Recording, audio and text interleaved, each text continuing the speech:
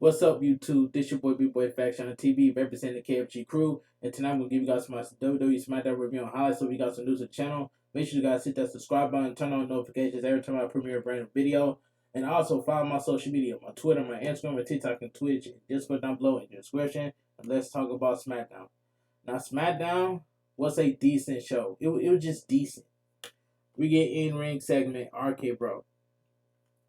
Randy Orton and Matt Riddle come to the ring. The original Bro says he's stoked to be back on WWE Smackdown and get sidetracked by his love of SmackDown. Orton gets things back in track by recapping how the Usos challenged RK Bro on Monday Night Raw, and he then calls SmackDown Tag Team Champions out. Jimmy and Jay answer the call as they come to the ring. The Usos tell RK Bro that they behind enemy line, but they want to know RK Bro's answer to their challenge. Jimmy Uso wants to remind them who they're dealing with. He says they dealing with seven-time SmackDown Tag Team Champions. Jimmy Uso tells them to go back to Monday Night Raw and says RK Bro is the tools and they the ones. Orton calls them, you know what, and puppies that the big dog left off the leash. He reminds them he's been setting records for 20 years. The Viper accepts the Usos challenge to the title unification match. The Usos leave the ring and sneak attack Riddle. The two teams then stare each other down. Okay, that was a pretty good segment right there. Pretty good. Backstage, Sasha Banks and Naomi talk strategy for Naomi's match against Rhea Ripley. Liv Morgan and Rhea Ripley interrupt and confront the WWE Women's Tag Team Champions ahead of the match. After a commercial break, confronts Adam Pearce and pressures him to make the match official. Adam Pearce says the bout is still under consideration, but he hopes to have an answer tonight. When Riddle says he wants to face Jimmy Uso tonight, Adam Pearce grants the request. So we get Naomi accompanied by Sasha Banks versus Rhea Ripley accompanied by Liv Morgan. This was a quick match. Naomi and Rhea Ripley lock up and trade counters. Ripley drops Naomi with a shoulder tackle and drives her into the corner. Naomi used her athleticism to evade Ripley's, but the Nightmare slams her to the mat. A kick to the face sends Ripley to the outside. Ripley floors Naomi with a clothesline. Naomi drops Ripley with a scissors kick and hits a crossbody for a 2 count. Ripley gets a 2 count with a bridging Northern Light suplex. Naomi counters the riptide from the second rope. Hunt Ripley gets a 2 count with a massive drop kick. The Glow rocks Ripley with a kick, but the Nightmare hits the riptide for the win. The winner of the match, Rhea Ripley. Alright, let's continue. Morgan celebrates with Ripley backstage. In an interview backstage, the Usos refuse to answer any questions. Instead, they head right into Roman Reigns' locker room. A video package recaps Happy Corbin turning on Madcap Moss and their split last week. Backstage segment, Happy Corbin. Terrible segment by Happy Corbin. In an interview, Happy Corbin says Madcap Moss was not, he was his associate. He says Madcap Moss was a lackey that dragged him down. Now Corbin is reaching peak level of happiness, but he'll be even happier when Madcap Moss becomes the laughing stock of SmackDown. In a backstage interview, Drew Gulak interviews Madcap Moss, who says his jokes were terrible because Corbin taught them to him. Madcap Moss says he's happy that he's moving on. He then basically says lost of thirds can use their kiss cam to kiss his butt. Okay, let's move on. Madcap Moss versus Humberto coming by Angel Garza. Quick match. An early distraction from Angel Garza helps Humberto take control early on. Angel Garza hits Madcap Moss with a cheap shot, which allows Humberto to maintain the advantage. Madcap Moss rallies and sends Humberto flying with a fallaway slam. He takes out Angel Garza with a shoulder tackle and hits the punchline for the win. The winner of the match, Madcap Moss. Quick match. Angel Garza gets upset with Humberto Carrillo after the match and tells him, "You lost to a joke." Backstage, Charlotte Flair confronts Adam Pearce, but Drew Gulak interrupts because he wants to know how he did as an interviewer. Charlotte Flair, upset by his intrusion, tells him to interview her. Let's move on. So we get the in-ring segment, Drew Gulak and Charlotte Flair. Drew Gulak introduced Charlotte Flair for an interview. Charlotte Flair says she didn't refuse to submit to submission match. Ronda Rousey challenged her into her mind. She was doing Ronda Rousey a favor because she'll be humiliated after she forced to say I quit in their match at WWE WrestleMania Backlash. Drew Gulak points out that Ronda Rousey made Flair tap out at WrestleMania, and the Queen says she was fixing her bra. When Drew Gulak says Ronda Rousey will be the champion if the referee saw the submission, Flair tells him that he's out of line. The Queen wonders if Drew Gulak quits being a competitor to a stupid question. She says the fans are used to quitting, which isn't in her DNA. Instead, winning is in her DNA, and she being a submission master for over a decade. She tells Drew Gulak that he doesn't deserve to interview her and orders him to leave.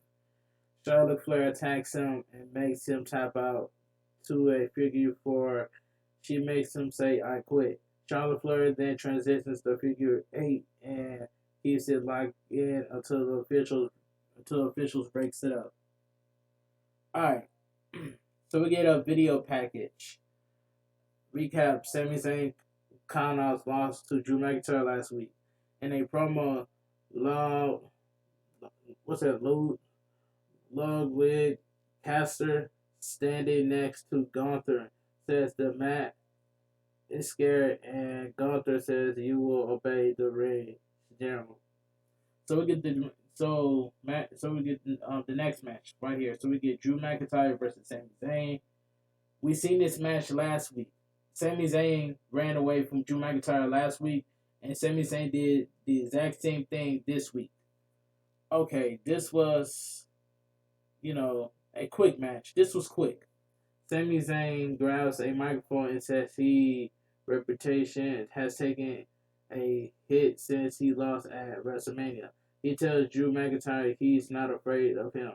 He's not afraid of everyone. As the master strata hits, he has a plan for everything.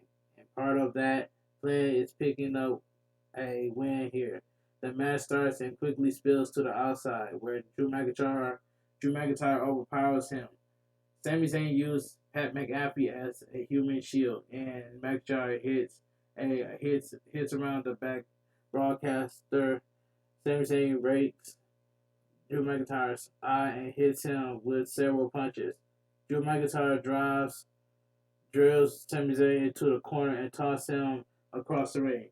The Scottish Warrior drops Sami Zayn with the colossal kiss. Sami Zayn invades the Claymore and tries to run away. Drew McIntyre stops him and brings him back into the ring. Sami Zayn dodged another attempt and successfully runs away this time as the referee counts him out. the winner by count out, Drew McIntyre. The Scottish Warrior runs after Sami Zayn, but the master strategist escapes. In an interview backstage, Intercontinental Champion Ricochet says Jinder Mahal is mean and imposing, but he can't match the ability of the one and only. He says he makes his in ring skills look perfect, so the title isn't going anywhere. Backstage, Sami Zayn keeps running and he bumps into Adam Pearce. The WWE official is tired of all the running. He says Sami Zayn will face McIntyre in a lumberjack match next week. Okay. Why they won't make? They should have made this match a steel cage match. That way, Sami Zayn won't escape from Drew McIntyre. Why would you want to have a lumberjack match next week instead of a steel cage match? You know what I'm saying? But it is what it is. I rather see a steel cage match instead of a lumberjack match because a lumberjack match can turn to a straight brawl. So that's all I can say. But I just had to put that out there. But anyway, let me continue. So we get the WWE Intercontinental Championship, Ricochet versus Jinder Mahal. We already knew that Ricochet was going to retain the Intercontinental Champion. Okay, the challenger gains the upper hand early on and overpowers Ricochet. The one and only rallies and dribbles into Mahal and Shanky outside the ring. Outside the ring. Ricochet hits the shooting star press for the win. And the winner and still your WWE Intercontinental Champion, Ricochet. Alright, a backstage promo. Sheamus, Butch, and Ridge Holland discuss Butch's loss to Xavier Woods last week. Sheamus says they helped Butch target his aggression as he and Holland aren't the enemy. He asks Butch who's the enemy is, and he says the New Day. Somehow Holland lost Butch and he tells Sheamus the show cuts to a commercial. A video package recaps John Cena's classic SmackDown moment when he answered Carrillo's open challenge.